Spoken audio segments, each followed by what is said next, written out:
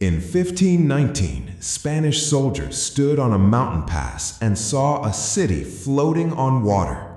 Some of them wept, others thought they were dreaming. This was Tenochtitlan, the capital of the Aztec Empire and one of the largest cities on Earth. Built on an island in the middle of a lake, connected to the mainland by nothing but causeways of stone. Within 2 years, it would be gone. This is what it looked like before it disappeared. Legend says the Aztecs were told by their gods to build their home wherever they found an eagle perched on a cactus devouring a serpent. They found that sign on a small swampy island in Lake Texcoco. Most people would have called it unlivable. The Aztecs called it home. Over 2 centuries, they transformed that island into an engineering marvel. Canals ran through the city like streets. Canoes moved silently between buildings, carrying merchants, flowers, and food.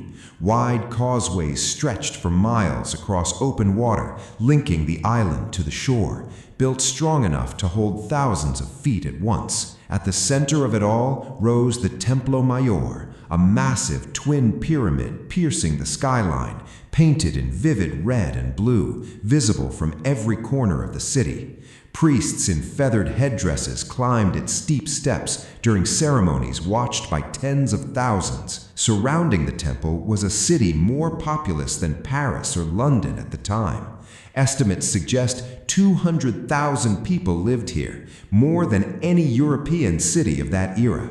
The streets were clean, the water supply engineered through aqueducts, the markets some of the largest ever seen. Nowhere captured the city's scale better than its main marketplace. Spanish soldiers who witnessed it compared it to nothing they had ever seen, not even in Rome or Constantinople. 60,000 people passed through it daily, trading gold, cacao, jade, textiles, exotic birds, and food from across the empire. Vendors called out prices. Officials walked the aisles enforcing fair trade. It was chaos and order at the same time, a living, breathing engine of an empire that stretched across much of modern-day Mexico. Then came Hernán Cortés and his men in 1519. At first, there was uneasy diplomacy. Then came violence, disease, and betrayal.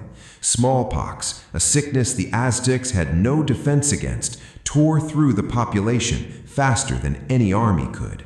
By 1521, after a brutal siege, the city that had taken 200 years to build was destroyed in a matter of months. The Spanish drained the lake, they dismantled the temples, they built a new city directly on top of the old one, stone by stone. That city became what we now know as Mexico City. Beneath the streets of one of the largest cities in the modern world still lie the bones of Tenochtitlan, discovered piece by piece in construction sites and subway tunnels.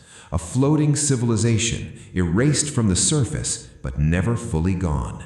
If this glimpse into a lost world moved you, consider subscribing for more, and let us know in the comments which lost city should we bring back to life next.